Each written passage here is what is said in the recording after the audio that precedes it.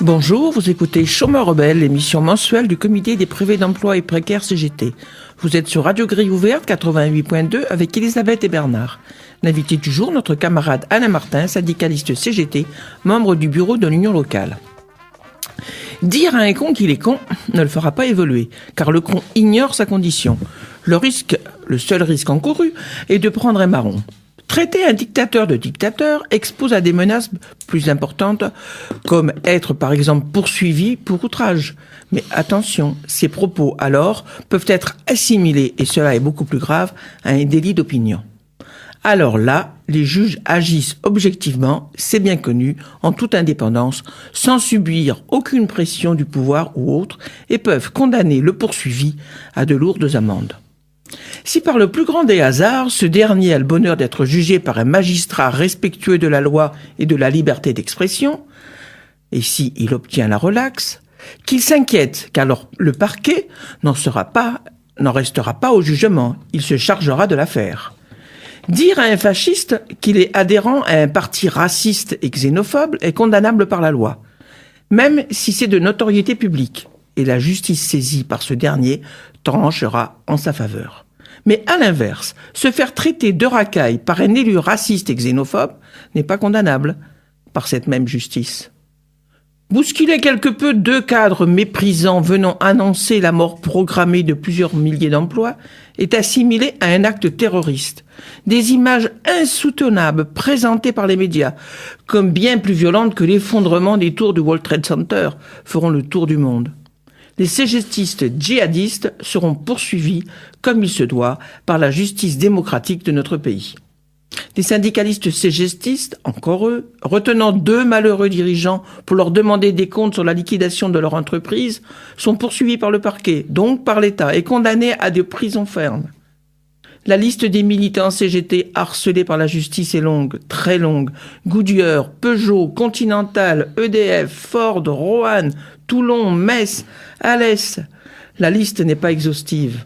À Alès, la police s'acharne encore sur des conducteurs du camion Sono, en verbalisant chaque sortie, espérant ainsi bloquer les manifestations.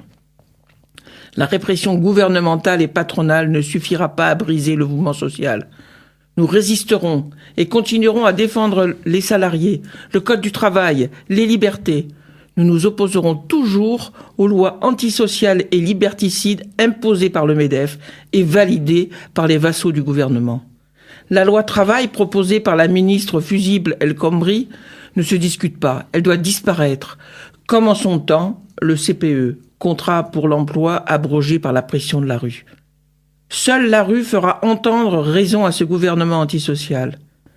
Hier, à l'appel des organisations de la jeunesse et des syndicats, des milliers de personnes se sont rassemblées partout en France. Et ce n'est qu'un début. D'autres journées d'action et de grève sont prévues. C'est dans la rue que ça se passe. C'est par la rue que naissent les révolutions.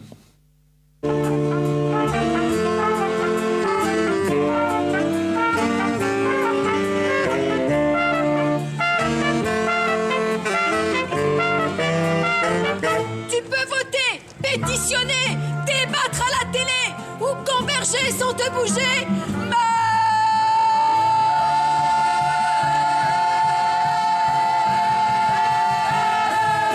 C'est dans la rue que ça se passe. C'est dans la rue que ça se passe. C'est dans la rue que ça se passe. C'est dans la rue que ça se passe. C'est dans la rue que ça se passe quand il se passe quelque chose. Dans une boîte, ça change pas grand chose. C'est dans la rue que ça se passe. Quand revient le printemps, c'est dans la rue que ça se passe. Quand on lâche nos écrans, c'est dans la rue que ça se passe. Quand s'énervent les enfants, c'est dans la rue que ça se passe. Quand les joies les parents, c'est dans la rue que ça se passe. Quand il se passe quelque chose, c'est dans la rue que ça se passe. C'est dans la rue que ça se passe. Quand il se passe quelque chose, quand il se passe quelque chose, c'est dans la c'est dans la rue que ça se passe, on va se rassembler. C'est dans la rue que ça se passe, la peur va s'en aller. C'est dans la rue que ça se passe. C'est dans la rue que ça se passe quand on bloque la machine. C'est dans la rue que ça se passe quand les rêves s'animent.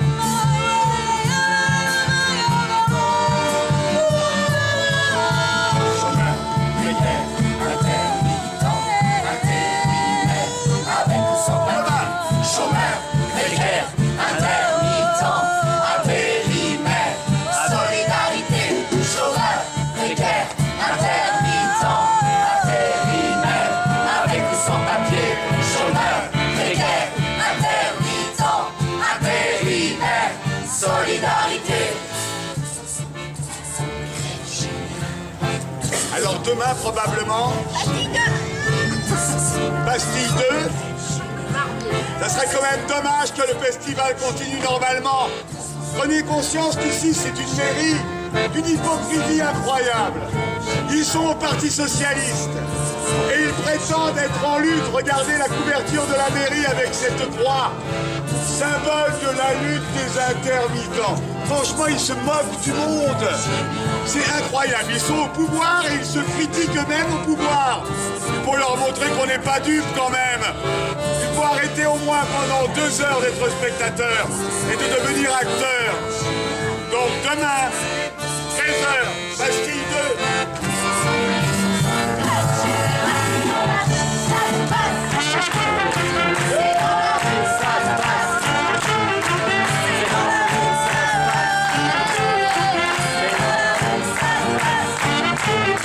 C'est dans la rue que ça se passe quand les rois sont matés. C'est dans la rue que ça se passe quand Valls se fera virer. C'est dans la rue que ça se passe les plutocrates à dégager. C'est dans la rue que ça se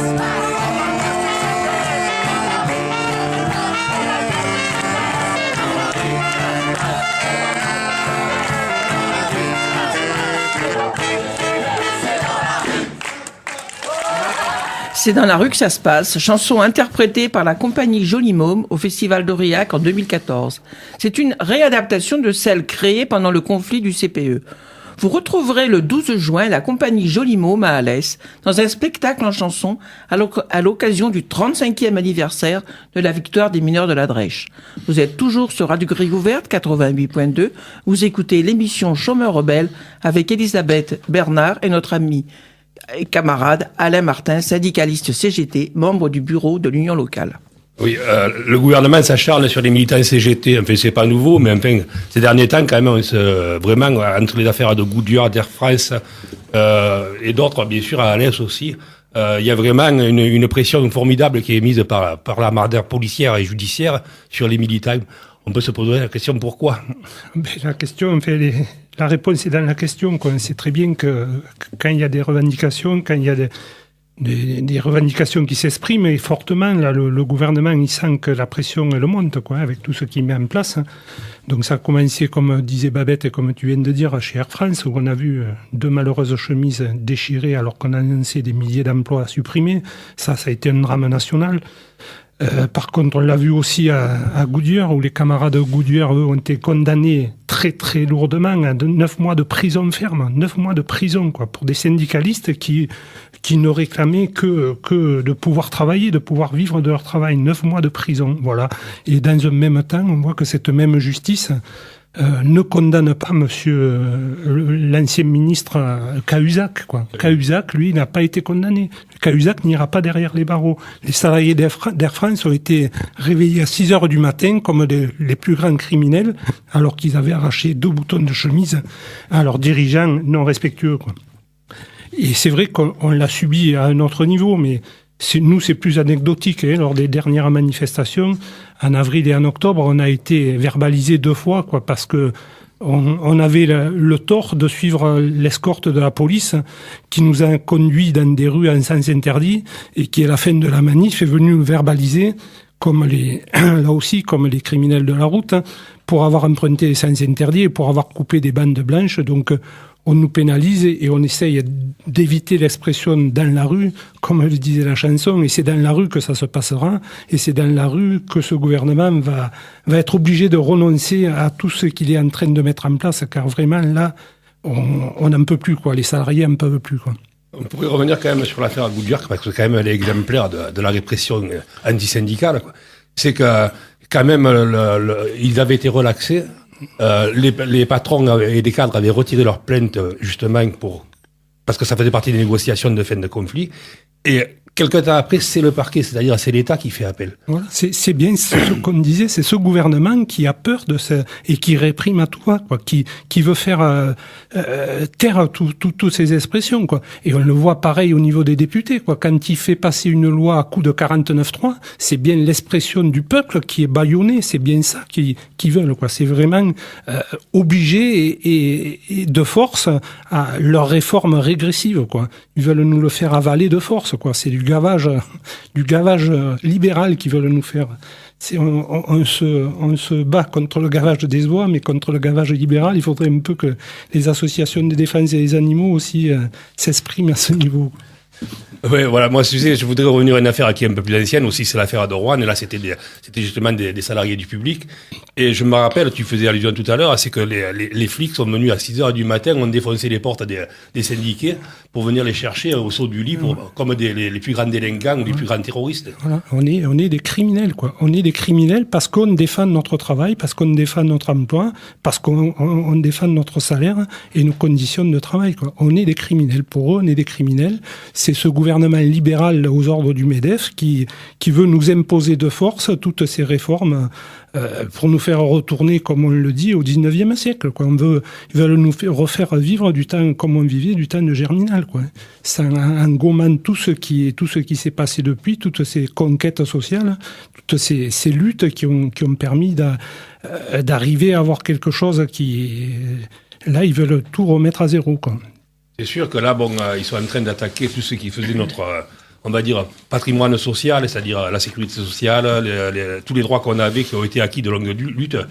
Et justement, en luttant contre les fascistes entre 39-45, les grands conflits comme 36, après 68, qui nous ont amené quand même beaucoup d'avantages sociaux. Et là, tout fout le camp, tout part à l'eau. C'est ça, toutes ces luttes qui ont été... Alors, le prétexte, c'est de nous dire qu'on vit au-dessus de nos moyens, quoi. Toutes ces conquêtes sociales qui ont été arrachées après de longues luttes et de longues batailles ont été arrachées à une France qui était ruinée, quoi, après la guerre. Et tout ça a été construit sur une France ruinée. Et on voudrait nous dire maintenant qu'avec la France, la 5e puissance économique mondiale, on n'a plus les moyens de financer tout ça, mais qu'on arrête ce cirque, quoi. Chaque fois, toutes ces réformes régressives, on le voit bien, quoi. Les résultats du CICE, là, contrat impôt, contrat compétitivité emploi, ça a fait quoi? Ça a permis simplement d'engraisser un peu plus les actionnaires. Les dividendes ont augmenté de 30% en un an et ça a créé aucun emploi. On voit bien que les chiffres du chômage continuent malheureusement à être à la hausse malgré tous les artifices qui nous sortent à chaque fois. Les chiffres du chômage globalement sont à la hausse et toutes les mesures, tous les cadeaux, tous les milliards offerts au grand patronat n'ont servi à créer aucun emploi et n'ont permis qu'à créer un peu plus de dividendes. Tout cet argent a été non pas mis en investissement productif, mais est allé directement en bourse à spéculer et à enrichir encore une fois les actionnaires. Valls ose dire, parce qu'il ose le dire, il a pas peur des mots, quoi, que la loi qu'il propose, la loi Cromy, là, je sais pas comment il faut dire. El Khomri. El Khomri, ouais. Je voulais pas le dire. Une El Khomri de plus. Voilà, elle est faite pour... Quand ils font cette loi, ils pensent aux chômeurs, alors qu'ils viennent justement d'attaquer la durée du temps de chômage et les indemnités de chômage. Donc il y a des contradictions permanentes dans ce gouvernement. Ils sont très vicieux et très... Parce qu'ils osent aussi dire que c'est pour encourager le dialogue social, que les négociations vont se faire au niveau de l'entreprise. Mais on comprend très bien que c'est un terme un peu barbare, l'inversion de la hiérarchie des normes. On comprend très bien que quelque chose qui va être discuté au niveau de l'entreprise n'aura pas le même impact que quelque chose qui est imposé au niveau national. Cette négociation au sein de l'entreprise sera primordiale sur une loi qui aurait été avant une négociation d'entreprise ne pouvait être que favorable à la loi. Alors que là, tout ce qui est inclus dans cette loi El Khomri, c'est que des choses qui vont permettre d'appliquer des normes inférieures à la loi et de restreindre encore plus les droits des salariés. Augmentation du temps de travail, diminution de salaire, tout pourra être discuté au niveau de l'entreprise et il n'y aura plus de loi qui déterminera un seuil minimum.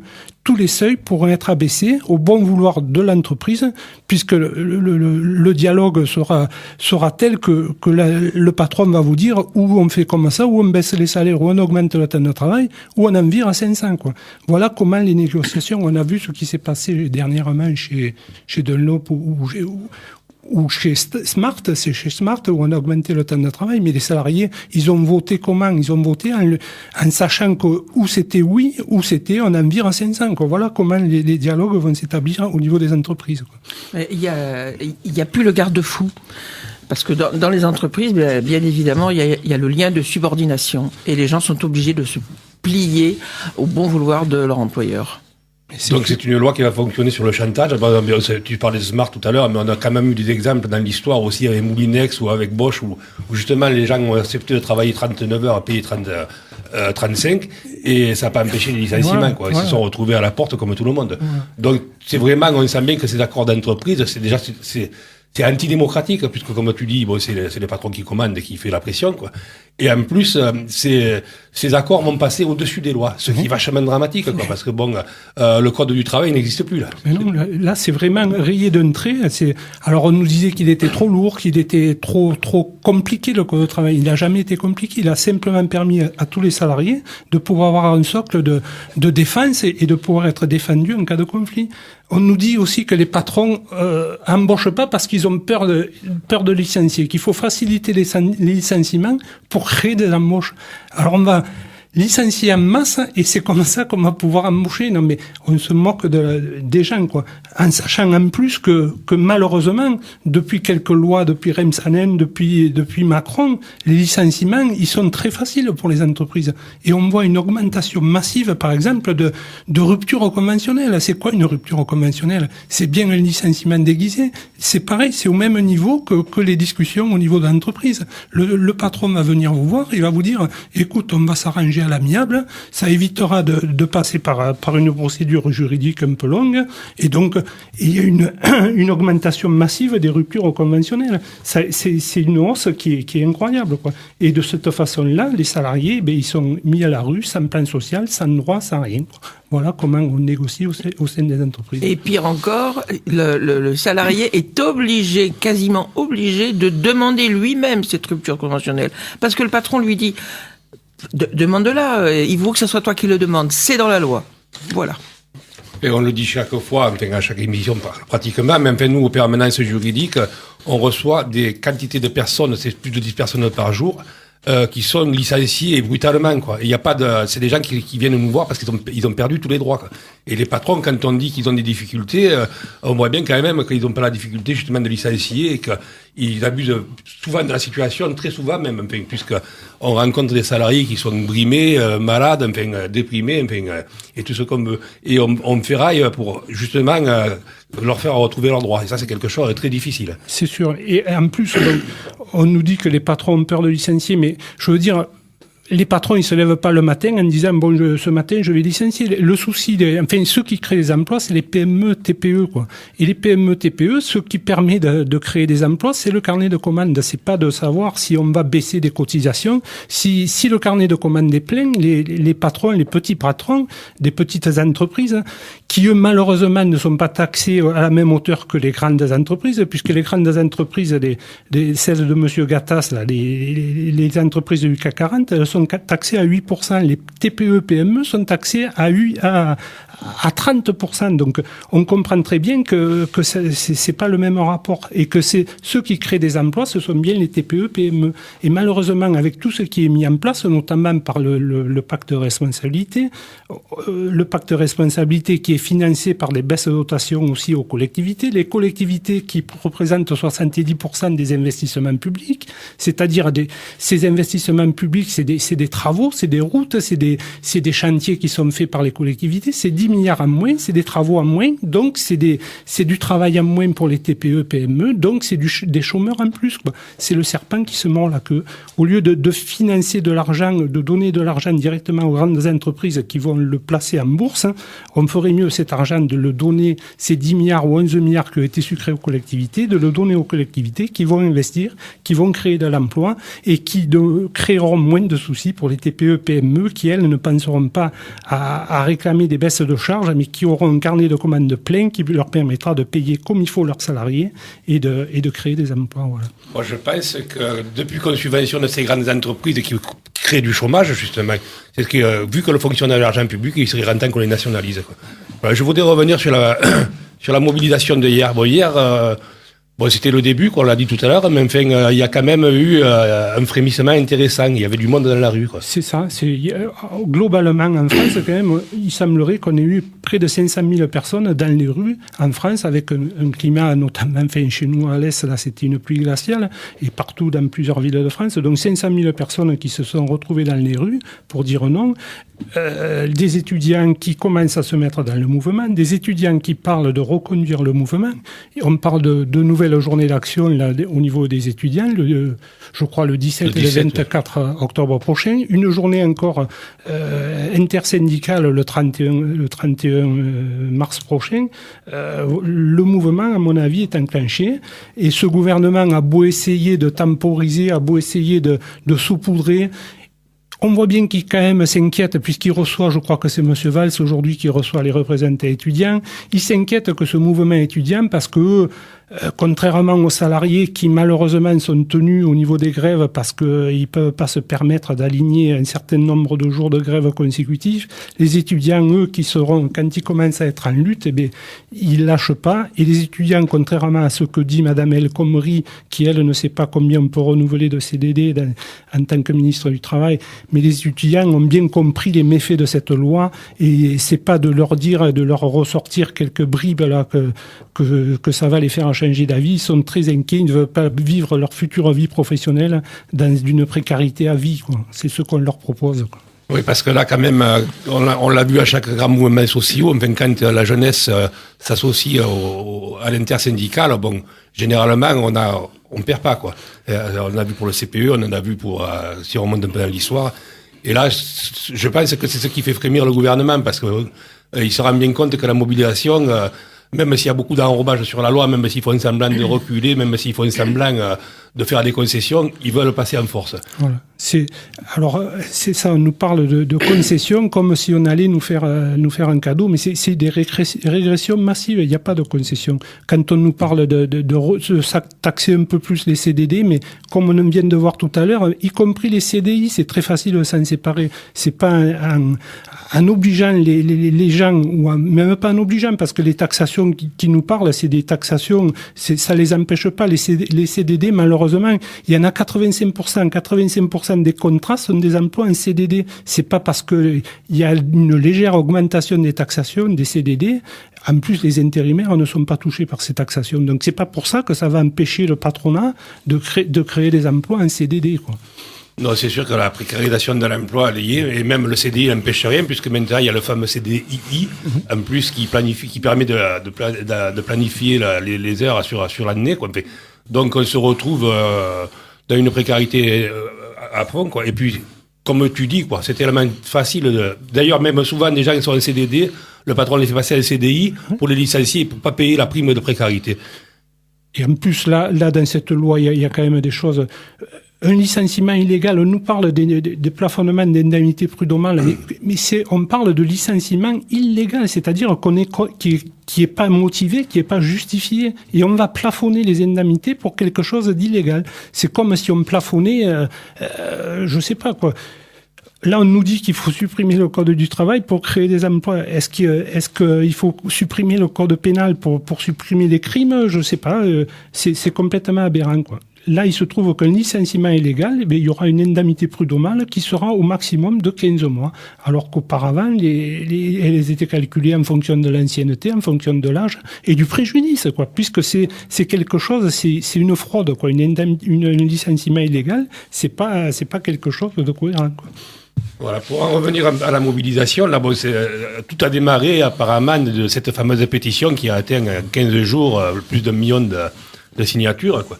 Les réseaux sociaux maintenant jouent un rôle important dans la mobilisation. Et en plus, c'est vrai que les réseaux sociaux, c'est des outils qui sont dans les mains des jeunes et que les jeunes donc se sont emparés de ça et qui permettent d'échanger. Et quand ils nous expliquent que les jeunes n'ont rien compris, grâce aux réseaux sociaux, ils savent très bien de quoi il en est, quoi.